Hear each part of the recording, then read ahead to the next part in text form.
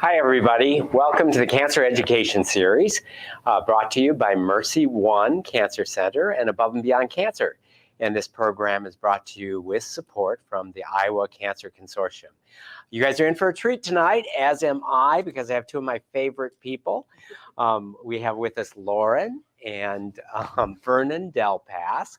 And Lauren grew up in Oklahoma. Vernon grew up in Texas.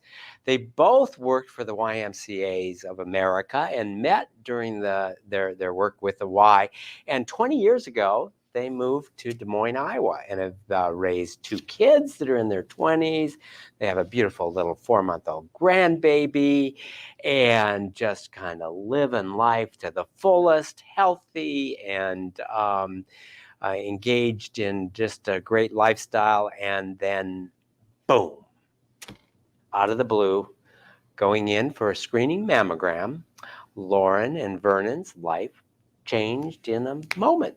So welcome, Lauren and Vernon. And we're going to talk about Lauren's journey. But as all of you know, no one goes on this journey alone. So we want to explore how breast cancer diagnosis changed their lives, how it has affected them and their family, and kind of how they've come through it. So Lauren and Vernon, welcome. Thank you for being here. Thanks for having us. It's an honor. So good to be here.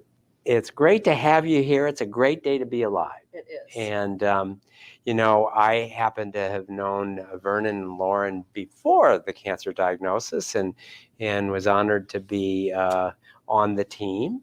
So maybe set the stage for us a little bit, going in for the screening mammogram. Any thoughts going in? You'd had mammograms before, and then how the information first came to you that everything wasn't just totally fine. Sure. It was 2020, that 2020 of COVID, and I knew that lots of people had been skipping screening tests because they didn't want to go to the doctor, and I knew that wasn't the right choice for me. So I went ahead and scheduled my mammogram. It's not always in October. It's usually around that time period, but it just happened that they had openings pretty quickly when I called, so I got in. Never had an abnormal mammogram. Very healthy, lead a healthy lifestyle. We eat healthy, we exercise, we try to do all the right things. Normally I walk out of my mammogram and you wait for the letter to come in the mail 2 days later, and then I would show it to Vernon and say, you get to keep them for another year. So the following day, I had just finished a yoga class and opened my health portal because I had received a message. And that's how I found out that I needed to come in for more imaging. Oh, wow. So that's a new thing that people are finding out via a health portal that there's something wrong. Yeah. And so your thought when you read that? Well, I said a bad word out loud. Uh-huh. And everybody around me, my yoga people who I love, all just said, oh, it's normal. I get called back every time. It's not going to be a big deal. You'll be fine. And so on the way home, I called immediately and said, what does this mean? And if I need more imaging, I want to get in and get it done. And they apologized for me finding out through the portal. And a week later, went back for more imaging. They said we need to do an ultrasound, so did a little ultrasound. The ultrasound tech looked for 15 minutes and didn't find anything. And so all along the journey, everyone's saying, you're fine, I've had more imaging. And then they said, we're going to do a biopsy just to make sure. Went through that procedure. Even then, everyone is saying 80% of these are benign. That was on a Tuesday. I had my biopsy done, and they said you'll probably have results within 48 hours. By Thursday afternoon at 3:00, I was climbing the walls. I called my internist's office, and you have to leave a message, obviously. And then when the phone rang at 4:30 and I answered the phone and it was my doctor on the phone and not his nurse, I knew that the news was not good. And he said, you always know when you get me on the phone. And I was like, okay. And he said, it's a bad news, excellent news situation. He said, it is cancer. It's very small. We caught it early. It's very slow growing, and you'll be able to take care of it and move on with your life. Mm-hmm. I was in shock. Mm-hmm. I was in shock. Vernon wasn't home, but I called him and he came immediately home. We sat on the couch together and tried to just process what had just happened. And we are blessed enough to know who ended up being my surgeon. And so we got in touch with her immediately, and she said, I will see you tomorrow. And I, got in to see her. And then you're just on this road. All of a sudden you're on this road that you have to be on, that you don't want to be on, and you're just carried along. Almost on a conveyor belt. It is because you see your surgeon, and then you have an MRI, and then you go to the medical oncology, and then you come to radiation oncology. And so let's go back a little bit. So the time, the week between your abnormal mammogram and getting advanced imaging. Mm-hmm. So are you the type that like you were already buying a casket, or are you the type that go, oh, this is nothing, and you just put it out of mind and just no. Can I answer? Yeah, yes. No, I'm not that person. She does kind of jump to conclusions, and I'm the complete opposite. I'm the eternal optimist. So Absolutely. I was more, hey, this is nothing. They probably made a mistake, I wasn't worried about it at all. And yet, yet it turned out to be something that we needed to be worried about. And I have to say, to be honest, I did better during that week than I thought I was going to do. I slept, which I didn't think I would be able to do. I prayed a lot. I tried to just let peace from my God take over and get me through that week. So you made it through. And then I was impressed for a couple of things when your internal medicine doctor called you and provided the news. Number one, the fact that you were shocked. I'm kind of surprised that you remember the words he said in such detail, as opposed like, I don't even remember what he said except I had cancer. A couple of things that you remember. And number two, it sounds like he very intentionally needed to provide the news, but did with a window wide open for hope and optimism. Absolutely. So it wasn't. Yeah. And I told him the day that I learned that I needed to go back for more imaging, our daughter called us that evening, FaceTimed us that evening to tell us that she was pregnant with our first grandchild. And so there was a lot of emotion. There was a lot of positive. There was a lot of fear. And I immediately said, okay, well, I already had a lot to fight for, but whatever happened, I knew I was going to be around for that. And so when she called to share with you that she was pregnant, did you say anything about what you were? She knew. Yeah, she knew you were I had talked to her because I called her and said, I need you to put me on your prayer list. And then they called me that evening and told us. So when my internist called, I said, now look, I'm going to be a grandmother for the first time. And he said, you'll be around for many years to come to see him grow up. That was very good to hear. But in the back of my mind, I remembered the doctor who did my biopsy saying to me before he left the room, don't worry, 80% of these are benign. So. Yeah. So that then going through the treatment, so you get 3 new doctors. You get a surgeon, a radiation oncologist, and a medical oncologist. And as we said, you're on this conveyor belt where you have to get the additional imaging, and then surgery, and then a consultation about unique chemotherapy or hormone therapy, radiation therapy, what type of surgery you're going to have, all of that. Was going through that decision making, were you able to clearly think? Was it fairly straightforward? Did you feel like you were facing difficult decisions, or your path through that decision making of exactly what treatment you're going to get? Did you feel that was fairly straightforward? Yeah, I'm very blessed that I had an excellent team, and I really trusted my team from the outset. I trusted my surgeon. I trusted her opinion of my diagnosis.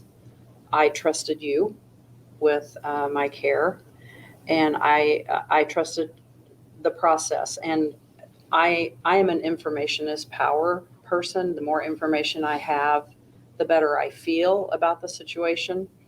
But I don't go on the internet because I've learned that you can read all the scary things on the internet. So I made myself stay off the internet, and I just sought peace and advice and treatment plans from the people that I trusted. And Vernon, you were present at all of the meetings with the doctors. And so how would you characterize that process, the discernment process of coming up with, then this is the care plan? Was that fairly straightforward? Was it?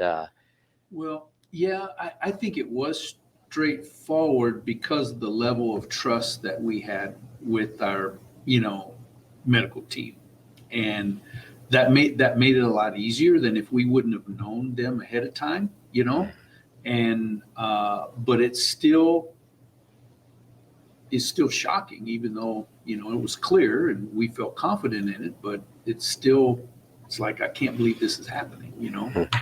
And then as the spouse, not the one with cancer, did you feel your role was, and it could be all of these, like to help make sure we have all the facts straight and figure out the data, or was it just to provide unconditional support, a bit of both? Were you intentionally like the listener and responder versus, well, here's what I think we should do after what we've heard? Well, it was both, but certainly I felt like my most important role was just to provide her with the support, and encouragement, and just to sort of be strong, with that, and be optimistic, and sometimes be humorous, and just kind of keep it light. And, even though I didn't necessarily feel like that inside, I wanted to be like that on the outside, and just, and really support her and just help her work through it.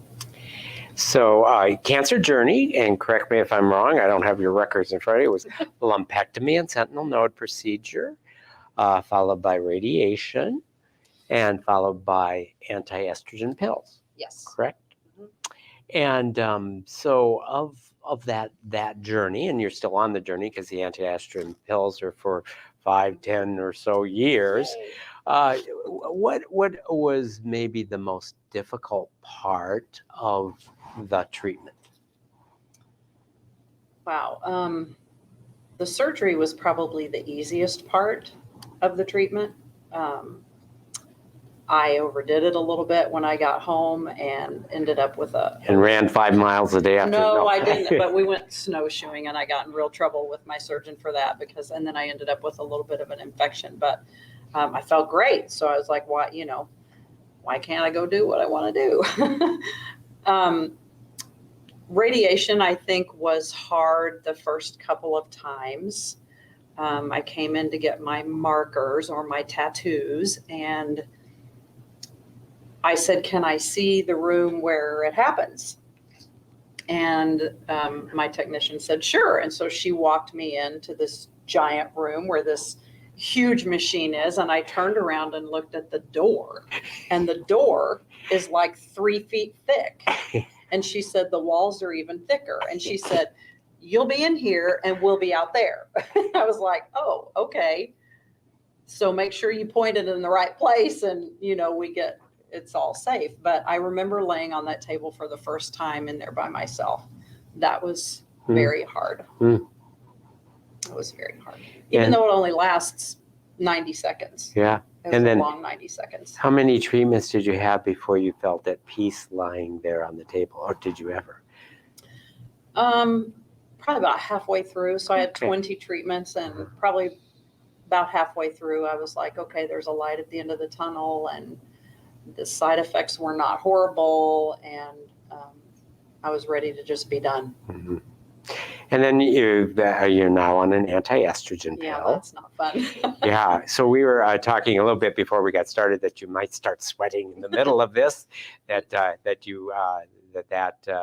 change that happens once you start on that is kind of throws you into menopause like a body slam. Mm-hmm. And so that's an ongoing side effect that you're experiencing. Yes, and I'm not sure that I was well prepared for that. I don't know that I necessarily received.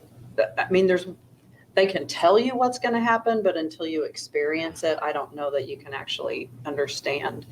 But I'll be somewhere and be doing this, and people, women my age will say, "Oh, I totally understand," and I don't want to say to them, "No, you really don't," because it's like menopause on steroids. Mm-hmm. The hot flashes are worse. The joints hurt. There's a little bit of brain fog. There are other things that you notice that you're like, is this because of the pill that I'm taking? I don't know, but I'm grateful for the medicine because it's doing its job. And it's keeping me cancer free right now, but I wish there was another way. Vernon, while Lauren was going through the treatment, and let's say through the radiation, because obviously the hormone therapy is ongoing, did you notice any change in her? I mean, did you sense fear, hope, resolve, a little bit of everything? What did you observe? Well, probably a little bit of all of those, but what it did really for both of us, you're not expecting something like this, right? I mean, it came and it was a surprise, and but it also kind of helps you understand your mortality a little bit, and helps you appreciate every day. It helped us move some future plans forward, that it's like, we better not wait any longer for this. And so it really does kind of change your perspective of life, maybe to appreciate things a little bit more, to appreciate our relationship a little bit more. I know we, going through this, got a little bit closer. Not that we've been far apart ever, but it made us grow closer, together. And as a whole family, including our children, we're constantly calling and checking, and just doing everything they could do to support her. And I remember that, okay, the surgery was done, the radiation was done, several months had gone by, and then all of a sudden we weren't as close as we were going through all this. And I just remember Lauren saying, I don't want to lose that. I don't want to lose what we had. Yeah. Because it really did kind of bring us a little bit closer together, because we kind of had to be. Yeah, that emotional intensity, and it's like, wow, this is. We sat on the couch together every night, very close. I had to be touching him, had to be close, because he was my strength, and I had to draw that strength from him all the time. And I often worried about, where was he drawn? I mean, I know his faith is strong, but I worried about, well, he's being strong for me, but who's being strong for him and my kids? I remember when I started treatment, I got pink paper, and we made a paper chain with 30 circles on it or 20 circles on it, so that every day I came home from radiation. She's big on paper chains, by the way. We kind of just made a ceremony, just the two of us, every day, about cutting one of them off. And you mentioned something I just wanted to refer to, is this intensity and the closeness that you had. Like, you've always been close, but this closeness. There's a beautiful book, When Breath Becomes Air, and the one of the couple gets cancer, but before he got cancer, they were having some marital difficulties and almost split up, and then in the cancer journey became intensely close together, and they joked with the other couples that, if you want good marital therapy, just one person gets cancer. That'll bring you closer together than going to see a counselor. Now, obviously a little tongue in cheek, but the point of how the specter that you might lose something makes you appreciate it more. You sort of refocus what your priorities are, Mm-hmm. And your priorities really become your relationship instead of some of these other things. And in that way, I can almost be grateful for my diagnosis. I can say that because I'm healthy right now, but I'm grateful that it woke us up a little bit to have this sense of urgency a little bit about what we want to do with the rest of our lives and how we want to spend it and our relationship together. Yeah, as you said, I mean, we all know intellectually we're going to die someday, but as we live day to day to day to day, and all of a sudden we're, 60, it's still like, well, I don't see the end in sight, so why should I change? And a little brush with mortality is like a 2x4 upside the head that says, oh yeah, that's right, we're mortal. We're going to die someday. And that makes today more valuable. That's what I'm hearing you say. Absolutely. Yep. Yeah, appreciate it. So let's now transition into sort of lessons learned. Obviously, having cancer and going through cancer treatment is not just a bowl of cherries, but there are silver linings. There are, we grow through difficult times. I like to say adversity leads to personal growth. I know you have an even more eloquent way of saying that. Let's focus a little bit on what you've learned and how what you have learned is allowing you both, each in individual ways, to perhaps not only live your own life differently, but to help others on their path. Other than just what we talked about, I want to fully engage in life now. And I'm trying to do that every day. And I want to grow through what I've been through and what I'm going through. I'm learning. I thought that once my treatment was over, that my cancer journey would be over. And my cancer journey will never be over. And that's what I'm learning, because it has changed my life so drastically, but not necessarily in a bad way. I would go, and I still go to my checkups and my doctor's appointments, and I see these other women or other cancer patients who are fighting and fighting hard, and they have to continue to do life.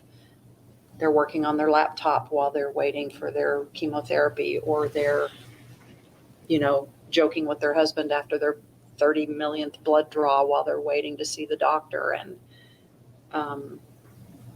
the pink ribbon has always been the symbol for breast cancer awareness.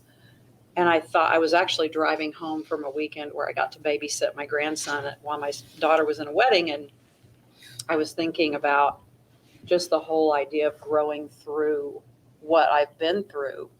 And I thought, well, if I need that message, other women need that message too, and other survivors and caregivers, to be reminded that it's not something that you ever finish with, number one, but it's something that you can grow through in all areas of your life, physically, emotionally, spiritually. If you haven't been living a healthy lifestyle, grow through your experience and start to make those changes now. If you haven't, if you need to find a spiritual way to deal with your diagnosis, then reach out to people and find a way to have that kind of help. So that's kind of where I'm going with it. I've got a little website that I don't know what's going to happen with it, but I've given it over and we'll see what happens. And the phrase you use is grow through. Yeah. Yeah. But I spell it funny. Uh-huh. It's GROTHRU. Mm-hmm. And that was his idea, actually. So grateful to him because we just like one day we were I talking just about don't it. spell very well. It's actually true. But it's really, I mean, cancer can be a teacher. Oh, absolutely. Yeah. Is a teacher. Yeah, and everybody's familiar with the concept of post-traumatic stress, where you go through a difficult time and you don't have the support, and you get through that difficult time and you're kind of a basket case and can't even deal with normal stress. The opposite, but probably more common, is what you're describing: post-traumatic growth, where you go through a difficult time with support and you actually grow and learn. And I wouldn't say that cancer necessarily gives you strength, but allows you to find the strength that was already there. And finding that strength already there, that's resilience, and that's what growing through. But the way you phrase it is so beautifully. You grow I like through. post-traumatic growth. I really like that phrase. I think that's good. And when I go to the doctor, when I see people, I don't ever want anybody. I want to, there needs to be, I want to be a place where people can tell me their stories or one of the things that I've learned through this whole thing is I just want to love people better. All people, and whether that's, I saw a woman sitting on a bench outside an elevator one day while I was getting ready to go up for an appointment, and she just looked like she'd had a rough morning. And so I just complimented her necklace, and her eyes just lit up. And that's the thing that I find myself focusing on all the time right now, is I just want to love people better. We had your Elevate Festival on Sunday, which was such a great event. And I met Christine, and just this woman who's been on a journey similar to mine. And we shared our stories, and we connected. And it's just for that one connection that I made on Sunday, I'm so grateful that I went to the event. And tell me a bit more about how you're using the wisdom that you've gained from your journey to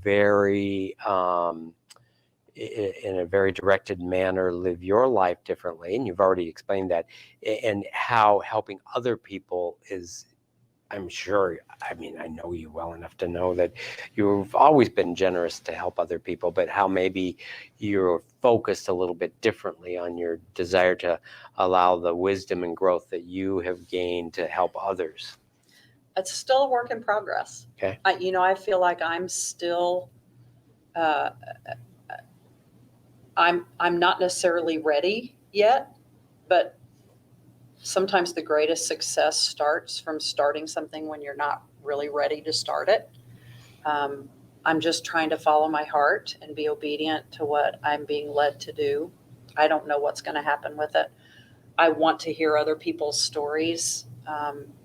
If I can be an emotional support, a physical support to someone else that's going through something similar. I have a lot of friends who have had cancer and been touched by cancer, and there's a lot of people that are on this journey together with us. We have very good friends whose husband is in remission from stage 4 lung cancer from melanoma, and we've been on that journey with them for 3 or 4 years.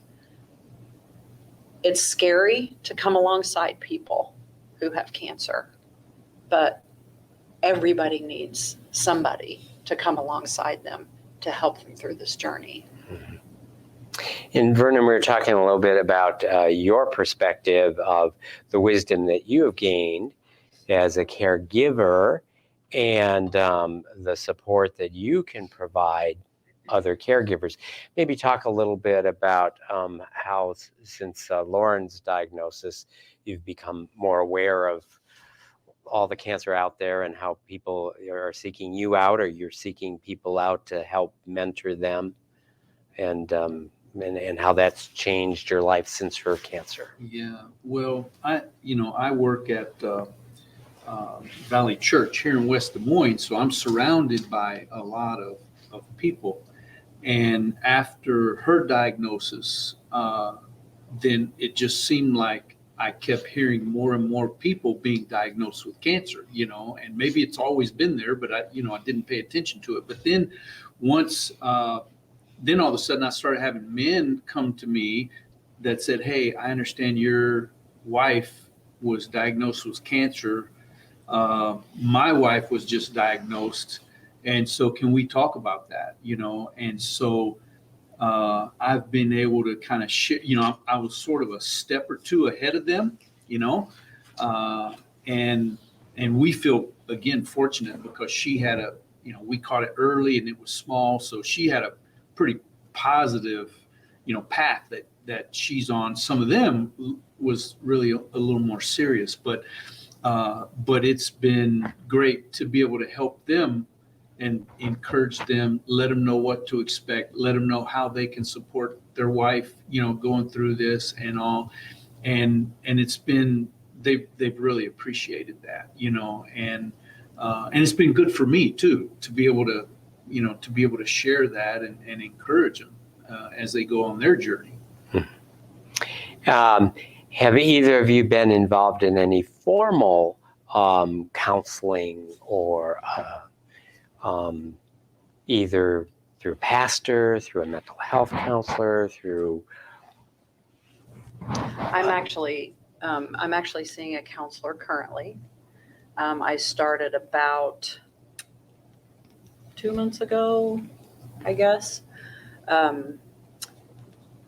Over the last couple of years, there have been a lot of hits on my life. I take care of my mother. She's in long-term care. 1 month, so I was diagnosed in October. In November, she got COVID. And there was about a 48-hour period there. And of course, I couldn't go see her. And during that time, and we were just waiting for the call. We didn't know that, we figured this was it with her. She's had many, many falls, many strokes. She's just not in good health. And I'm here with her. So, her care is on my shoulders, and which I, I'm honored to be able to do for her. And I think, I had a couple of friends say to me, "It's time for you to go talk to someone." And I don't have a problem with that. There's no stigma to me for that. And so I found a girl who's really good, and we're in the same stage of life, and I see her about once a month. And it's been really good for me. Yeah. It's been really good. Sometimes it's good to have that independent view. I mean, you have unconditional love, but sometimes unconditional love can't always be as. And your friends are the same way. Same way, yeah. Sometimes you just need a professional. Right? Yeah. Sometimes you just need a professional. Yeah. It's been very good.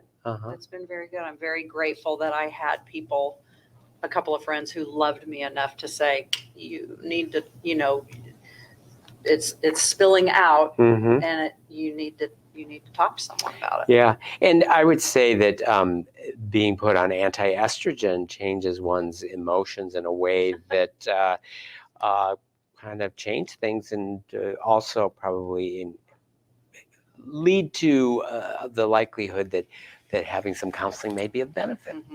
Yeah.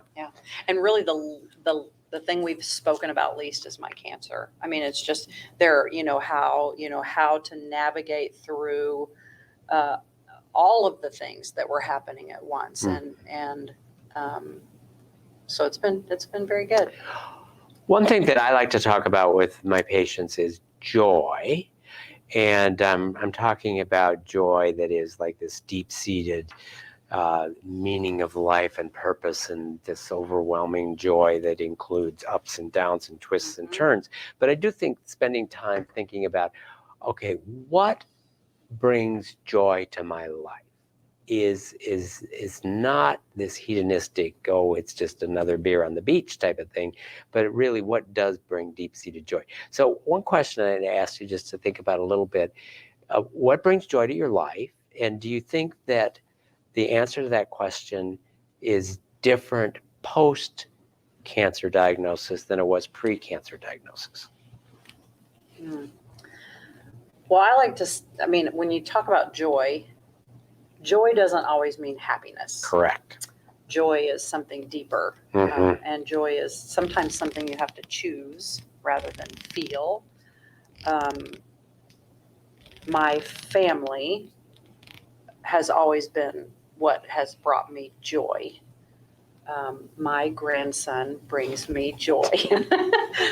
Even when things are rough down there and they're not getting sleep, and and I'm able to talk my daughter through that, that brings me great joy to be able to do that and to have that, with her. But I'm a relationship person and I'm a connector. And so relationships bring me joy, and connecting people together to have relationships brings me joy.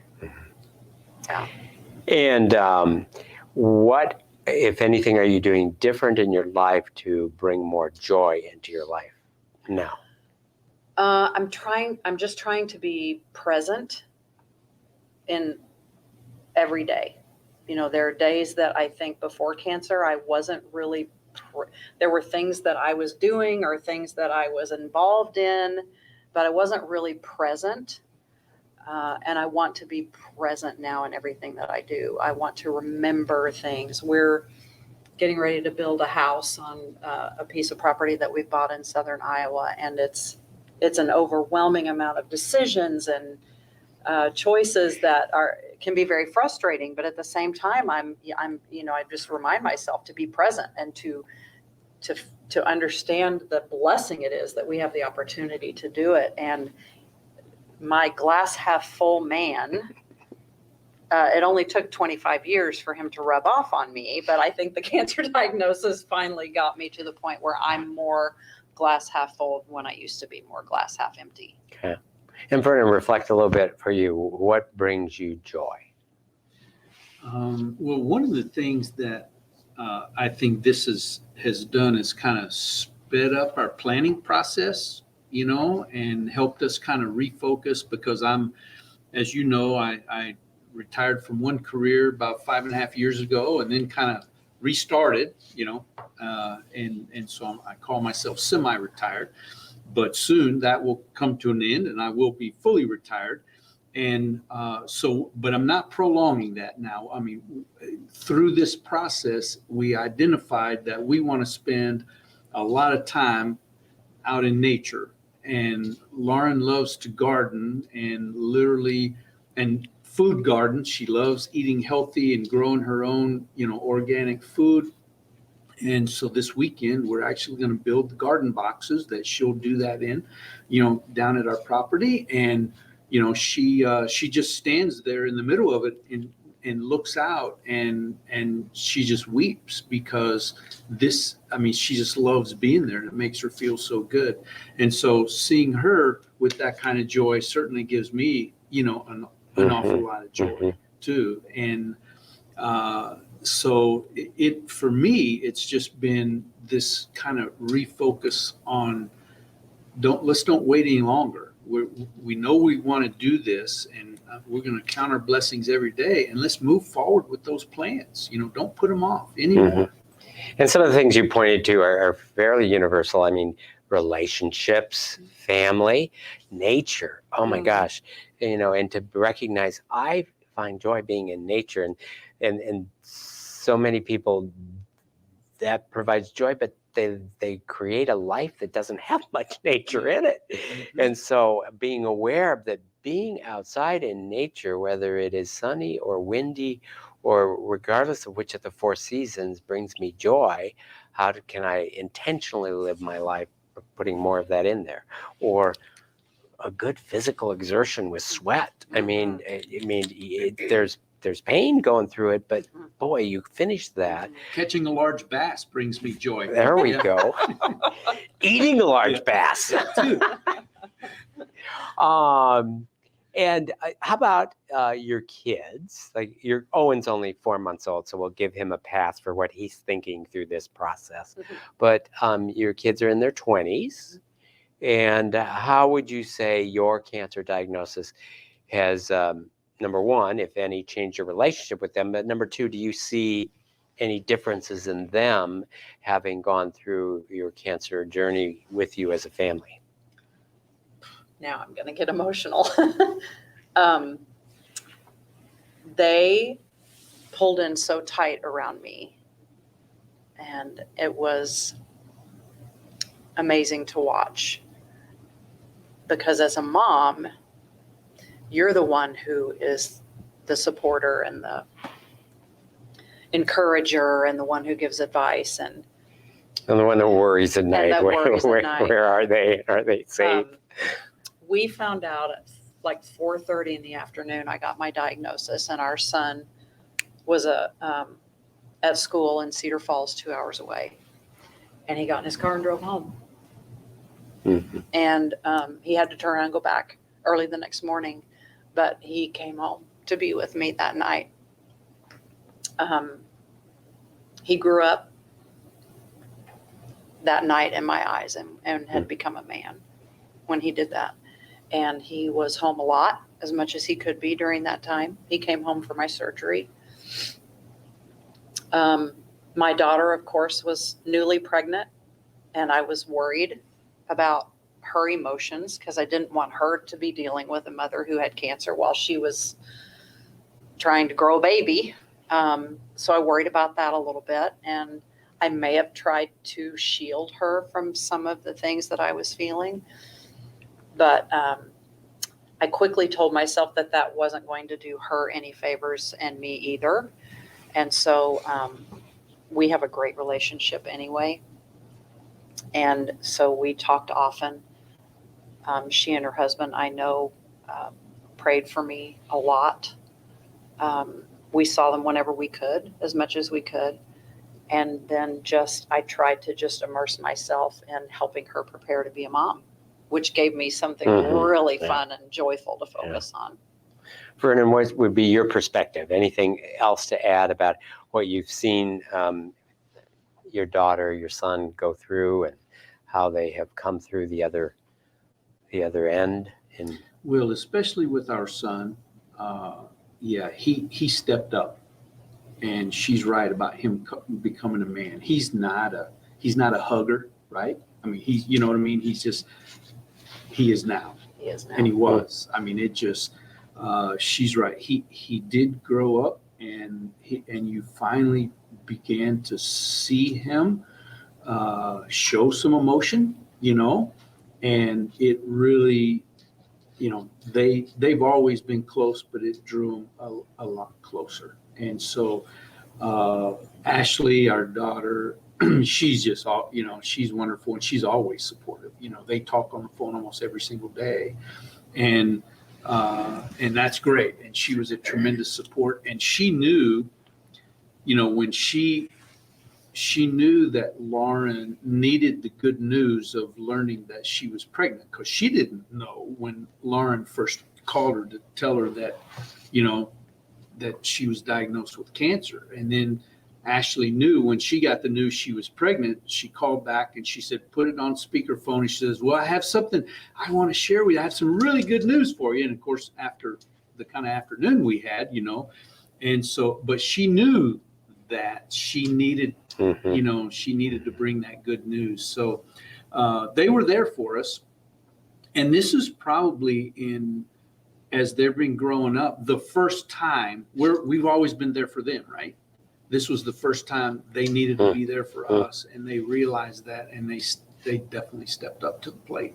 Yeah. So we were very, very proud of them. Yeah. And continue to be. Yeah, one of the blessings of this. You mentioned several times praying, and you mentioned the church you belong to. Let's just kind of dig into a little bit the spiritual aspect of your journey, and how in any way it was supported by your faith. In any way was your faith questioned, and how has if in any way has your faith changed, and maybe how those around you who share your faith, or maybe same church, or your pastor, the role that they played in your journey. So that's a whole lot. So the topic is Faith. spirituality and faith. Well, I think everybody who gets a diagnosis of cancer, whether you're Christian or not, or Muslim or anything, says why. Mhm. You know, the first thing you want to know is why. I did all the right things, I thought. You know, why? And because I know that the Lord knew that my greatest fear is losing my health and being sick. And it has been for my whole life. So I wanted to know why. Was it why God have you forsaken me? It was why. It was just why God. It was just why God. Why? But with his help and with friends who have also been through this with their spouse or going through this, it became there's but God, and then there's but God will get you through it. Because I started out as but God, and I quickly turned that into but God through his strength and his faith, and reminding me and the people around me who are my friends and my family who love me and who would say, we're on your team, we're here, we're praying for you every day. And I would roll over in the morning and make myself say my prayers, give my day to the Lord, and get up and just do the best I could. I knew that fear was normal. I knew that God could handle my anger because I was angry. I knew he could handle it. I knew he could handle my fear. And I knew that I can't really ever say that I became comfortable that whatever the outcome was, I'd be okay with, because that's not necessarily true. But I have to make the choice, even today, every day, to get up and say, this day is yours, Lord, and you have to do with it what you want. Because there is a fear. I don't care what any cancer survivor will say. I mean, I can say I'm cured, but there's a fear of recurrence, and it's real. And it rears its ugly head at least once a day. Yeah. Let me dig a little bit deeper, and if this gets uncomfortable, then we can go. You said anger. And when I think of anger usually has an object of the anger. When you said you were angry, who or what were you angry at? Well, I would say I got angry to, not angry at, Gotcha. because the anger wasn't because of anything, but it usually was him. Because when I'm scared, it manifests itself as anger. And so I was scared often, and I would bite his head off. Okay, that's what I thought. Yeah, I mean, I would. Yeah. Plead the fifth. Okay. No, you don't have to plead the fifth. Okay. I mean, it's. And you know, and again, I'm the half, full kind of guy. Because for me, it wasn't, oh, God, why did this happen? It was, praise God, we caught it early. It was, praise God, we got an incredible medical team. It was, praise God, the prognosis is good. It was those positive things. And I think in both cases with her and me, we're surrounded by some great prayer warriors that we knew were going to be praying for us, and boy, that sure makes that makes a big, it really does make a big difference, and so, needless to say, I would hate for someone who's going through this that has no faith to try and go through it alone, because it's hard. It's really hard. And is your faith changed in any way since your journey? Or I think it's deep into my faith to the extent that I find myself, Scripture says to pray unceasingly, and I find myself not unceasingly, but I find myself just having a constant conversation with God, and I am seeing more of the blessings. He would have to remind me, we have a great team. You have a good a good prognosis. And so again, that has turned to where I can now, I'm trying really hard to have more gratitude about my life, my journey, my prognosis. My counselor's been very good at giving me little things to, when I take on some guilt. Like, for example, I was telling her that I feel guilty when I can't get to my mom's on the normal days that I go visit her. And she said, you love your mom well. Do you think you're going to love her better if you love her earlier? And she said, I want you to think about that as you go through your week and you're thinking, oh, if I can't get there today. And she said, when you think of that, just smile and say, I love my mom well. I'm not going to love her better just because I love her earlier. And so it's those kinds of things that take what would have been to me I get mad at myself, or I get down on myself, or and I have, I think anyway, you may disagree, a more joyful countenance about me. Mm-hmm. I have 3 questions that you get to choose which one to answer. Okay. So during, from the time of diagnosis until now, what has upset you the most that somebody has said something to you that has been the stupidest thing that upset you the most? What has been the funniest thing that has happened to you since the diagnosis till now? And what show of support or words of wisdom or act of kindness is so noteworthy that you want to mention it today? So something that's super positive that somebody said or did for you, something stupid or bad, and something funny. And you don't have to answer all of those. Okay. Well, And you're up next, Vernon. well, he gets time to think. Yeah.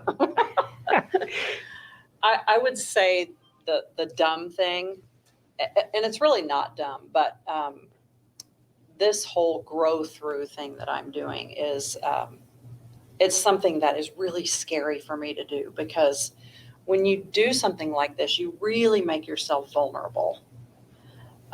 You put yourself out there for people to either yay you or put you down. And within 24 hours, I've had great response, but one comment, a put down, and I had to really draw in and think about, am I going to let that one thing mess up all the positive that I've had today? So that's the probably dumb thing, because it is what it is, and just because it's on my heart right now, the noteworthy thing is Christine showing up tonight. Mm-hmm. I mean, and Christine is here. She's the one I met Sunday. Right, you met her festival. Sunday at the Elevate the Festival. You shared each We other's shared stories. our story, and for her to walk in tonight and in a show of support is like, that's noteworthy to me. Yeah, and Christine, before you came, she was telling me how meaningful it was that she had met you and shared the 3 Mile Walk and the Phelps Festival. So, and then you walked in. So, yeah. And the funny ones, he's always being funny, but probably the really funny ones, I can't say. Okay, leave that to our imagination. We'll see if Vernon says it, though. So, Vernon, you get to answer one or all 3 of those questions. Well, I'll say the hot flashes are pretty funny Okay, sometimes. okay. You know. No, they're really not. Nope. Well, When I'm sticking my head in the freezer or yeah, she will. She'll open the freezer and put her head in it, you know, and always grabbing an ice thing out of the freezer and putting it on her or whatever like that. So, but anyway, I would say for me, kind of some of the wisdom or maybe a hope that I have is that I don't forget this experience, you know. Again, I hope we don't have to go through it again. I hope there's no reoccurrence, and hope I don't have. I mean, you know, who knows? Tomorrow it could be me. You know, you just never know. But I don't want to forget this experience and be able to use this. I mean, I think things happen for a reason, right? And already, you know, she's been able to encourage other people. I've been able to encourage other people. And I hope that that's been helpful to them. And I think that's part of what God wants is you to, you know, when you have an experience like that, how do you help other people from it? You know, how do you grow and help other people grow and help other people grow through it? I mean, we had people that came alongside us, other cancer survivors, right, that were there before, that walked with us through our journey here. And I hope that we are going to, you know, we don't just walk, okay, this is done and we move on, right, to the next thing. But we remember that every day is precious, you know, and that we use this experience to hopefully better love and just support and encourage other people. Yeah, I hope this wisdom doesn't wear off with time. Yeah. Yeah, exactly. So we're going to end with, you're going to share with us some lyrics of a song. So when I saw you Sunday at the event, you were wearing a t-shirt that happened to have the Grow Through. And it reminded me of a song. I had attended a workshop, a weekend workshop, Palmer Parker and singer Carrie Newcomer, who wrote this song about, you know, it's there's no way you go around things and over things. You go through things and they change you. And that's the first thing I thought of, and the sentiment is the same. So I shared with you the song, and why don't we end tonight with you just sharing that song with the audience. Yeah. So when you shared the song and I got in my car and I immediately, you know, listened to it and cried all the way home, because the title of the song is The Only Through is In. And I thought of my journey, and tonight I just kind of want to share it because it kind of tells a story of the journey, but I'm thinking more about the people who are going through the journey right now, because the only through is in. Can't get over it, can't go around it, can't get under it. I know because I tried. Checking the walls on every side. And if I could pray or do this any other way, I'd have done it long ago. The only way out is through, but the only way through is in, where the soft soul waits and hearts beat and break, and real wars are waged and won by song. This runaway train and this well-worn brain, more of the same, can't be sustained anymore. So I walked in through that door, and it felt like dying, but it feels like trying. Yet I'm still only halfway there. The only way out is through, but the only way through is in. And where it's hard as stone and close to the bone, and real wars are waged and won. I think that you might be the bravest soul I'll ever meet anywhere, just sitting in that chair. And with shaky hands, I saw you make your stand, and I believe you can. You can. The only way out is through, but the only way through is in, where the soft soul waits and hearts beat and break, and real wars are waged and won. Beautiful. Thank you for sharing that. Thank you for sharing it. Thank you. So this has been great. Thank you, Vernon. Thank you, Lauren, for sharing your story with everyone. And thank you all for attending this evening. Again, this has been the Cancer Education Series by Mercy Cancer Center and Above and Beyond Cancer. If you would like to share this, this has been recorded and will be a video podcast that you can find at the MercyOne website, or you can find it at the Above and Beyond Cancer YouTube channel to watch it again or share the link with friends. Please come and join us again next week. Thanks so much for being here.